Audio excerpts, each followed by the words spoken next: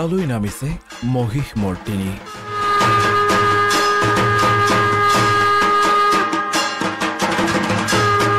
পূৰ্বপুৰুষক তৰ্পণেৰে আৰম্ভ দেৱী পক্ষ।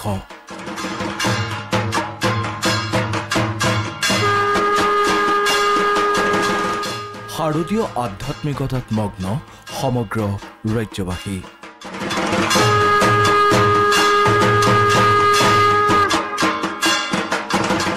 শৰৎ মানি যেন অনাবিল আধ্যাত্মিক পৰিৱেশ। প্ৰকৃতিৰ নান্দনিকতাৰ মাজত পূৰ্বৰ ৰীতি নীতি পৰম্পৰা আজিও অক্ষত সৰ্বত্ৰ।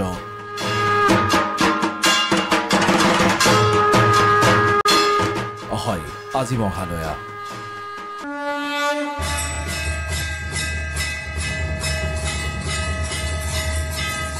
জনশ্ৰুতি অনুসৰি আজিৰ পৰা বেল বৃক্ষত আশ্ৰয় ল'ব দেৱী মাই।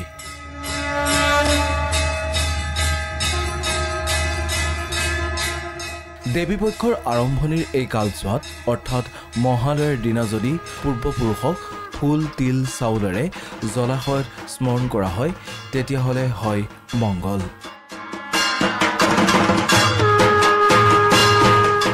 সূৰ্যোদয়ৰ আগে আগে ভিৰ বিভিন্ন জলাশয় আৰু ব্ৰহ্মপুত্ৰৰ ঘাটসমূহত।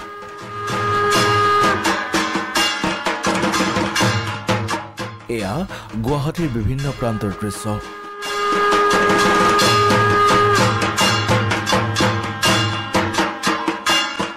পাণ্ডু, শুক্লেশ্বৰ, দীঘলী পুখুৰী, মা কামাখ্যাত ভক্তৰ ভিৰ। মহালয়া মানে হ'ল এই 15 দিন যিটো হেৰি কৰিলোঁ, আজি অমাৱস্যা পূৰ্ণাংগ হ'ল। তাৰ কাৰণে আজিৰ ৰাতি 9টা হেৰিৰ পৰা প্ৰতিবাদ পৰিব দেৱী পক্ষ আৰম্ভ হ'ব। দেৱী পক্ষ আৰম্ভ হ'লে তাৰ আগতে পিতৃপুৰুষসকলক জলতৰ্পণ দি পেলাই আৰম্ভ কৰি আমি দেৱী পক্ষৰ কাৰণে আগবাঢ়ি যাম বা জলপিণ্ড দি পেলাই আমি দেৱী যি মহামায়া মহাশক্তিক যি আমি পূজা কৰিম তাৰ কাৰণে আগ্ৰহী হৈ পেলাই আমি দেশৰ শান্তিৰ অৰ্থে আগবাঢ়িম আৰু পূজা ভাগ কৰাৰ কাৰণে আমি আগ্ৰহী হৈ যাম। মহালয়া তাৎপৰ্য হ'ল আজি মানে পেটবৃক্ষ বুলি কয় আপোনাৰ প্ৰতিপদৰ পৰা এই আজি অমাৱস্যালৈকে এই পেটবৃক্ষত পূৰ্বপুৰুষৰ পিণ্ড দান কৰিলে পূৰ্বপুৰুষসকলে সন্তুষ্ট হয়। সেইকাৰণে আজি সকলোৱে পিণ্ড দান কৰে আৰু তৰ্পণ কৰে তেখেতসকলৰ। মন্ত্ৰোচ্চাৰণেৰে ধূপ দীপ নৈবেদ্যৰে উদ্ভাসিত চৌদিশ।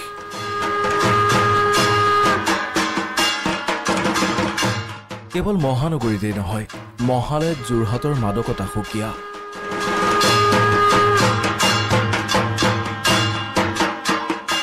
অজস্ৰজন এনেদৰে পুৱতি নিশাই ওলাই আহিল ৰাজপথলৈ।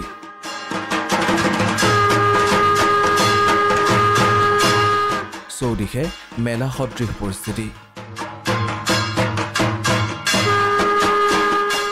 যেন দুৰ্গোৎসৱৰ এয়া সম্ভ্ৰান্ত আদৰণি। ভাল লাগিছে, আজি পূজা লাগিছে। পূজা আৰম্ভণি যেতিয়া পূজাই লাগিব। ভাল লাগিছে, ওলাই আহিছোঁ, মনটো ভাল লাগিছে। ৰাইজবিলাককো দেখি মনটো ভাল লাগিছে। পূজা লাগিছে কাৰণে চবলৈকে আগতীয়াকৈ পূজাৰ শুভেচ্ছা থাকিলে। আমি ঘৰৰ পৰা 4 দিনমান আহিছোঁ। কিমান দূৰলৈকে ফুৰিলা? বেছি টাইম নহয়, আপোনাৰ কেইবিৰলৈকে গ'লোগৈ। বিগত বৰ্ষতকৈ এইবাৰ মানুহ অলপ বেছি হোৱা নাই? হয়, বেছি হৈছে। কেনেকুৱা লাগিলে? ভালে লাগিলে। কি কিনিলা? মই একোৱে কিনা নাই। জানো কিনে নিকিনো। উজনি নামনি সকলোতেই মহালয়াৰ বিভিন্ন কাৰ্যসূচী। ক'ৰবাত যদি সাংস্কৃতিক সমদল, আন ক'ৰবাত ভিন্নৰঙী শোভাযাত্ৰা। প্ৰতিটো ঘাটত ভক্তগণৰ সশ্ৰদ্ধ প্ৰণিপাত। পবিত্ৰ মহালয়াৰ আন্তৰিক শুভেচ্ছা সমগ্ৰ অসমবাসী নিবেদন কৰিছোঁ। আজি পবিত্ৰ মহালয়া উপলক্ষে আমি ধৰাৰ বুকুলৈ যিহেতু মাৰ আগমন ঘটিছে আৰু ধৰাৰ বুকুলৈ মাৰ আগমনে ইতিবাচক বাৰ্তা কঢ়িয়াই আনক, ইতিবাচক চিন্তা কৰি আনক, প্ৰতিজন ব্যক্তিৰ মনলৈ ইতিবাচক চিন্তা কৰি আনক। অসূয়া অমংগল এই প্ৰতিটো ধাৰা অসমৰ মানচিত্ৰৰ পৰা বুকুৰ পৰা আঁতৰি পৰক, সেয়া আমি কামনা কৰিছোঁ। আমি ৰাতিপুৱাতে আহিছোঁ, মানে মনটো বিৰাট ভাল লাগিছে আৰু আজি যিহেতু মহালয়া যিহেতু দুৰ্গা পূজা আৰম্ভ হৈ গ'ল, কি ক'ব? মানে কি আজিৰ পৰা মানে ভাল লাগিছে আৰু মনটো পূজা লাগিছে আৰু। মহালয়াৰ লগে লগে আৰম্ভ হয় মা দুৰ্গাক আৰাধনাৰ পৰম্পৰাগত বিধি। যেন সকলোৱে কেৱল এতিয়া আকুলতাৰে বাট চাইছে দুৰ্গোৎসৱৰ সেই দিনকেইটিলৈ। ব্যুৰ সহযোগত নিউজ 6 প্ৰথম খবৰ